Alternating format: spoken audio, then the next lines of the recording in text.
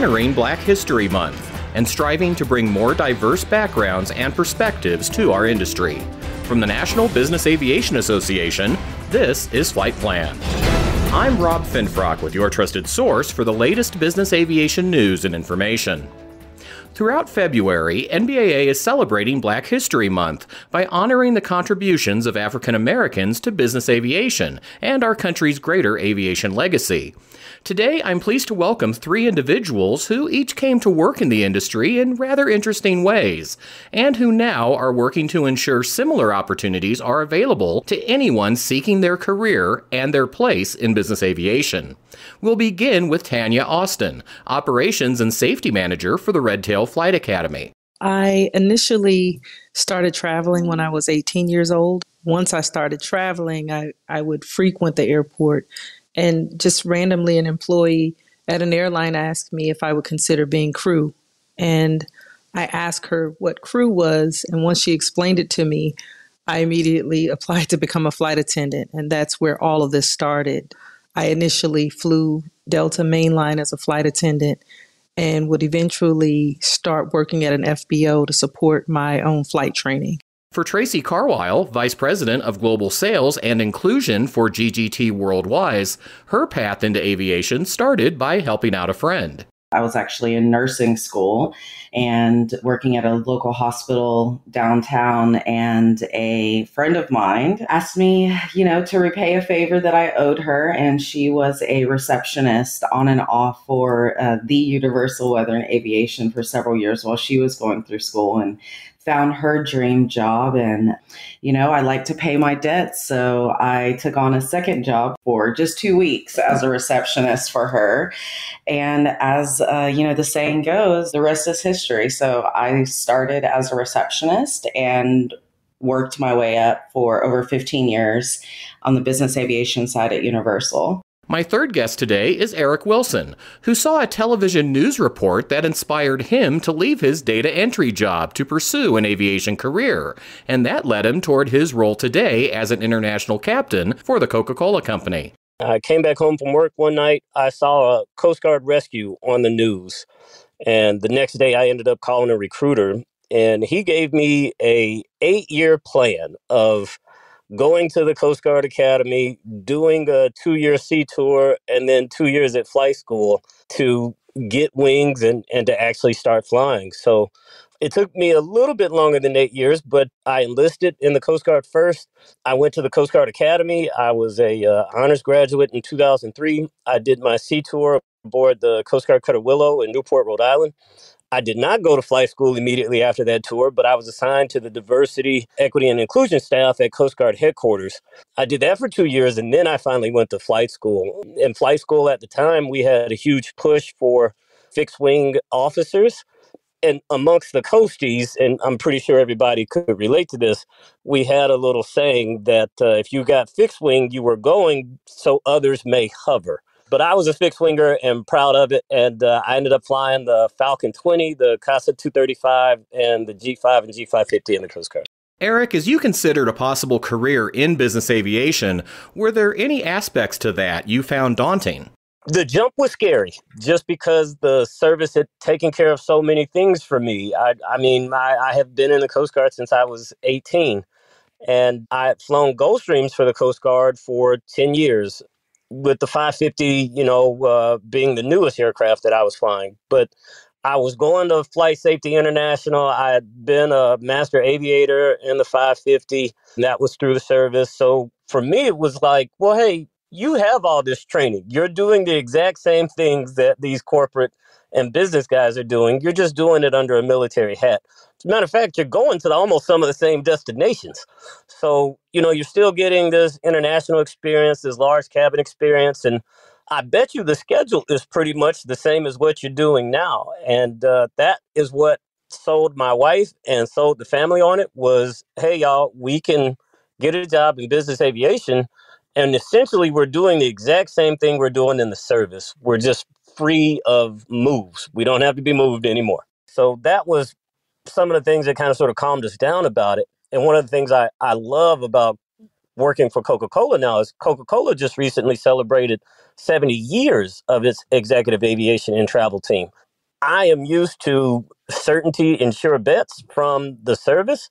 And Coca-Cola was the easiest thing that I could do, convincing my family that it is the right thing to do for us to take this next step. Tanya, what concerns did you have about leaving the airlines for entering general aviation, and how did you overcome them? One of the concerns, just working at an FBO, seeing nobody that really looked like me, there was the lack of diversity. Also, there's the cost of pilot training. That was a major concern. And then there's always, will I really understand and comprehend these concepts? Those were my major concerns. So what I would eventually do, I just went into my savings and said, if you really want to do this, then you're just going to have to, work with what you have. The lack of diversity, I just decided that once I got to where I was trying to be, then I will try to introduce as many people of color to this industry that I could. So that's the only way I could overcome that. And the comprehension is just studying and learning, being in the airport environment, taking on mentors. Those are some of the ways I overcame the issues and concerns that I had. Tracy, how about you? The first concern I had was, is this the place for me? Luckily, it was close to my physical home at the time, so it made, juggling my schedule a little bit easier. But as someone without a lot of resources in their background and also paid for school and my career and, helping other family members as well, being a caregiver at such a young age in my early 20s, which is not uncommon for a lot of my community. It really was, is this the place where, looking at what Eric said, longevity, right? Is this somewhere where I think I could be for a while? So my main concern was that, but also as being someone so young, I started when I was 20, the gap in knowledge was really glaring as a non-flying professional, as someone that didn't have an aviation background, but had all the tools of someone eager and willing to learn. That was my concern. Would this be a place that would allow me the opportunity to work hard and get to where you need to go in real time, right? Not someone that's already finished their degree, but someone that's willing to allow you to grow in your professional career and be value to the organization. Coming up, how our guests are helping encourage others to pursue opportunities in business aviation, and how all of us can help in those efforts. But first, a message from NBAA. NBAA Flight Plan listeners, your podcast is ready everywhere. You can download it from iTunes, ask your smart speaker to give you a listen, or hear it in any car with Apple's CarPlay. NBAA Flight Plan, available anytime, anywhere. We're back now with Tanya Austin, Tracy Carwile, and Eric Wilson, and our conversation about bringing people of all backgrounds into aviation as we celebrate Black History Month. Tracy, like many others, you had to change jobs during the COVID-19 pandemic, and I think that forced all of us to reevaluate our career directions and goals. What was that process like for you, and how did it affect where you saw yourself in, say, 5 or 10 years down the road? That is a great question. I think that's also something that's unique about business aviation that's different from other, the airlines or other jobs. I find some of these young students that are like, I want to work for this airline, or this is the path that I take. And I think one of the unique things about business aviation is that you get the opportunity to craft your own career, which is what I have been able to do. So I'm not sure. As a sales professional, I get to do a lot of different things and touch different parts of the industry. My background is security and corporate risk mitigation. So I do that in addition to my daily job. So I think looking at the future as the world continues to change, that I could possibly get back into risk mitigation. But what I'm doing now is kind of a subset of that, which is great. In opposed to other people in the industry, what I'm passionate about as well is I'm a board director for Women in Corporate Aviation. So like we've all touched upon, being able to find your people and have a community in the industry is extremely important to me. It was hard to find, especially, 18 years ago, and cultivating that and being purposeful in those aspects is one of the main reasons why I'm still in the industry. I was able to seek out and find my people very quickly, and that's people across the spectrum. So I definitely make sure that I give back, and doing that, like Tanya said, so Women in Corporate Aviation is a way that I can continue to grow within my career, but also make sure I'm helping support other professionals as well. Indeed, building that peer community is so important. Eric, what steps are you taking as your own career evolves? Tanya and Tracy both talked about growth, but you can't grow in soil that is not fertile.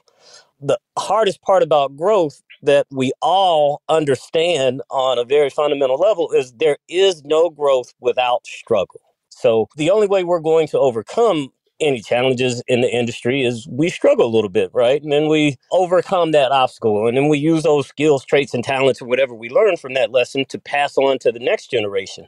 But in so doing, we also reach out to the generation prior to make sure that we don't have to go through the mistakes that they made and learn something different. So both of them talked about mentorship. And in this era of business aviation, it is imperative, if I want to see my next relief, that I invest in outreach and in opportunities and in removing barriers and basically being an example. When you go window shopping, you don't go in the store unless they got something that you want to see.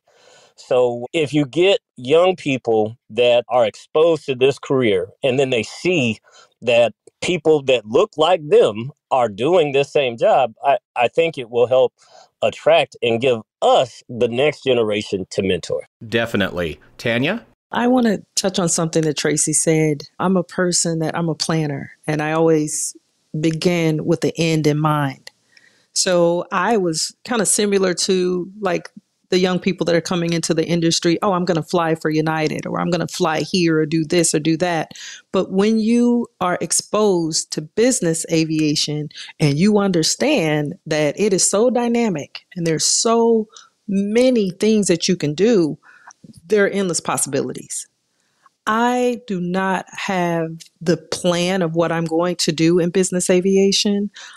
I want to stay concrete feet where I am at the academy. I also want to continue my flight training. I do plan on ultimately getting other type ratings, but I want to continue with mentoring. That's the thing. If you don't see it, you cannot do it. When that crew asked me years ago, hey, you should think about being crew, I was like, well, what's crew? Oh, you could be a flight attendant. And even then, I had never seen a Black flight attendant. You know, if we are not in the spaces where we want the youth to be, they're not going to be there. So I want to really beef up that mentorship component of what I'm doing.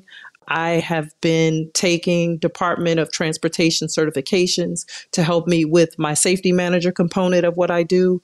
I try to go to as many conferences with NBAA, NATA, and other aviation organizations so that I can strengthen my tools and be able to just move better. But I ultimately don't have that final goal. I do want to continue with the mentorship and making myself a better professional. That goes right into probably the biggest question in our discussion today, Tanya. What can all of us in business aviation do to help promote opportunities to other African Americans, and for that matter, other populations that are still underrepresented in our industry? Where else can we be having these conversations? There are the obvious go-tos, such as social media, different community centers, colleges, high schools, different trade shows. But I think that you need to even go further, go into the communities. Some churches have a robust community outreach. There are a lot of different components. I think that there should be some advertisement there.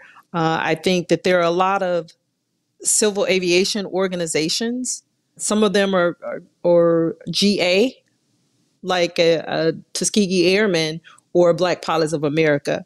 But you also have OBAP, Organization of Black Aerospace Professionals, or Sisters of the Skies, where they deal with all aspects of aviation. I think that business aviation needs to do more moving into those spaces and advertising, because a lot of people, they'll know, okay, I can go and join the military and I can go and fly. Or I can go work at an airline and I can fly. But they don't think about being maybe an aviation attorney. They don't think about being an architect that designs airport, or they don't think about all of these other emerging technologies or cybersecurities as pertains to aviation. You need to go into all of these spaces so people can see the options that are there. Eric, what do you think? I think that you need to do a multiple prong approach to it. The very first thing that a corporate flight department can do that is a very easy lift for that department, absent some time from pilots and flight attendants and mechanics, is to start working on outreach events. Coca-Cola recently did a partnership with the Georgia Civil Air Patrol, and we hosted, I think, around 50 students and parents at our hangar. We gave them a tour of our DC-3, the very first aircraft Coca-Cola flew for its executive aviation and transport mission. We gave them a tour of the G600, and then we had a huge breakout session with dispatchers, pilots, and mechanics just to talk to them about, hey, this is how you can get into aviation. Because I know it's scary when you guys start looking at the flight per hour and the wet cost of a Cessna 172, and God forbid you want to do a multi-engine or IFR rating, right? It just gets astronomical, and people think that they can't overcome these barriers. But if you hear it straight from the horse's mouth, right, and that's something that the corporate flight department can do, is do that outreach event. The problem is, you probably won't see the fruit of your labor, of the seeds that you sow, for years down the line, for years to come. But as long as they understand that, hey, this is just an investment. We need to make it. We have to make it in order for our survival and our future. And then finally, for corporate flight departments and flight schools to collaborate and work together to ensure that they are removing inherent biases that could be in the system. Because the last thing we want to do is encourage a ton of minorities to say, this is the aviation industry, you need to be in it. It is rife with opportunity. You will not miss this opportunity. This is a good deal. And the soil that they come to is not fertile for their growth. So glad you brought in the inclusion aspect. That is what I'm passionate about. I give a lot of my time outside of, my day-to-day and my corporate job and the academia around inclusion. And it's not just because it's a moral thing. It's scientifically proven, it's data driven, that the more inclusion, the more ideas, the different backgrounds, the better performing and high performing your teams are going to be, right? So what does that look like? It looks like a psychologically safe environment for everybody that works on your team, no matter if they're in the headquarters, they're in the hangar, or they're on the flight deck. So I think that's extremely important. I am a vice co-chair for NBAA's Diversity, Equity, and Inclusion Working Group with Jennifer Pickerel and Kenneth Morris. And we are extremely passionate about continuing to put out education in the industry currently to make sure corporations are up to speed, especially with the new generation and expectations of the workforce, to make our workplaces more inclusive and, again, psychologically safe. So people of all different backgrounds can be part of the team and high performing. So I think that's extremely important. I think NBAA is doing a great job leading that. I think there does absolutely need to be more. It is going to take individual corporations investing in their long-term goals and investing back into the community. Over the last couple of years, especially since COVID and heightened awareness on social justice reforms, I've seen quite a few business aviation companies really step in and invest long-term, either in externships and scholarships to do more. At times, it does seem like the pipeline is far away because we are talking about the new generation, but there are thousands of people in our industry right now that need that support as well. So being able to invest in the current pipeline that can provide immediate returns is extremely important. Tracy, you mentioned working with women in corporate aviation, and I understand you also speak regularly with students about aviation careers. As Tanya so astutely mentioned, the next generation absolutely does not know about business aviation. I'm on the advisory board for Texas Southern University. It's a historically Black college and university in Houston, and they have a flight program, and they have made leaps and bounds improvements. But I went into the class to speak about business aviation. Out of the 92 people, one person knew what business aviation was. One. So those are horrible stats. So I'm making sure at the local level that I can give one-on-one time as well, and just be a conduit of knowledge and information and a connector to business aviation and to the NBAA group. And then lastly, what we've seen with the FAA over the last year, I have been extremely pleased with. I mean, they just held a HBCU FAA day specifically for historically Black colleges and universities. I believe there's 11 different flight programs currently for HBCU colleges. So I am very encouraged to just acknowledge and provide access to business aviation. And I think more of us that have a little bit of time getting in step with our political and local groups to advertise that and put a different face and a different conversation around business aviation, supporting people that are currently in the industry, making sure everyone, not just flying professionals, can continue to stay, giving back, and then also the political aspect where we can use our voice and provide a little bit more leadership in some of those rooms that we're in. Definitely. So we've looked at this from the industry side and other perspectives to bring more people from diverse backgrounds into the industry. Tanya, what advice would you give to those who might feel they're on the outside looking in on these potential opportunities? First of all, I would say go for it. And secondly, I would say block out the naysayers, because normally when you speak to someone that is unfamiliar with a goal that you have, they think that it's impossible because they can't even think that big. So once your cousin or your sister or whoever says, well, you want to run an aviation arm of a company, forget about it. You need to block that out. Also, you need to network as much as you possibly can, and volunteering. I have learned so much and been able to help other people, and it actually helped me more when I volunteered. I volunteered with several different organizations, and I would say be present, be prepared. Eric said that he had an 8-year track, and it took a little bit longer than that, but look at where he is now. This is the long game, aviation. No matter which avenue you decide to take, you need to be invested, be present, and just be ready to roll up your sleeves and work. A lot of people may or may not know about the Tuskegee Airmen and their contribution to this country with their World War II efforts. A lot of people don't know that the very first winners of the real life Top Gun contest were Tuskegee Airmen. There was a pilot shortage back in World War II, and the country was faced with little choices. So they eventually went and selected the Tuskegee Airmen. We are in a pilot shortage right now. And a pilot shortage means a shortage in all other talents. I feel like the country should take a look and think about the airmen and how the airmen literally helped save this country.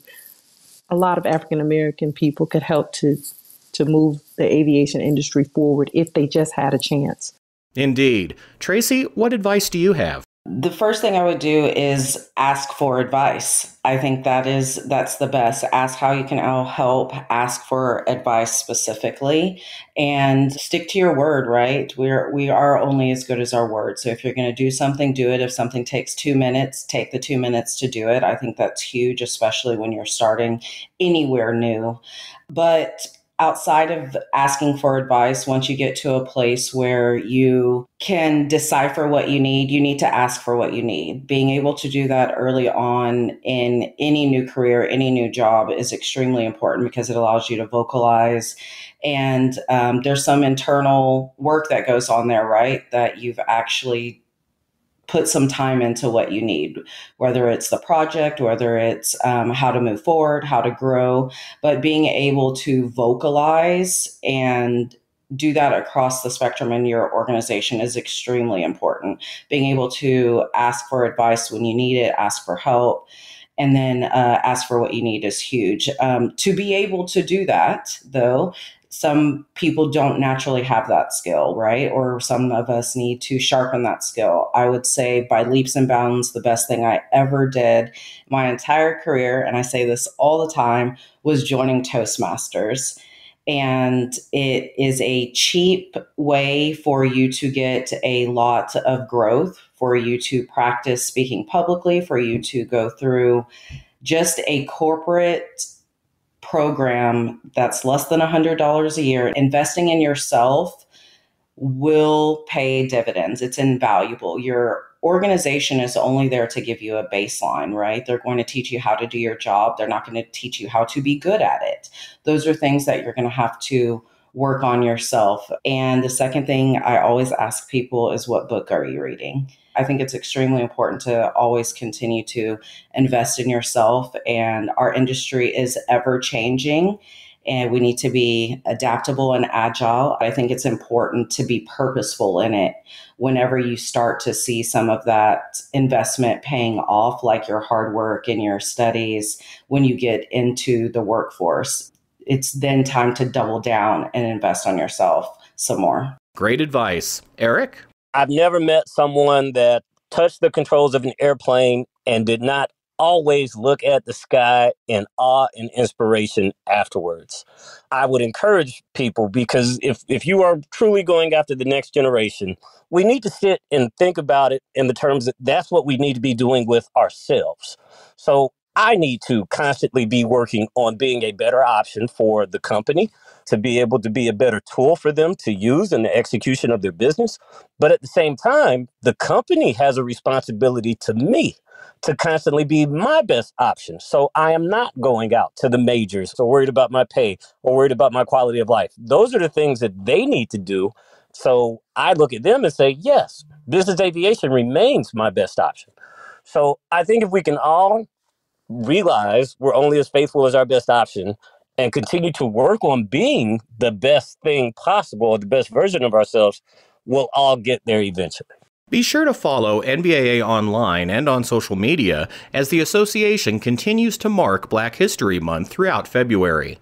And to learn more about the association's efforts supporting diversity, equity, and inclusion throughout business aviation, visit nbaa.org/diversity.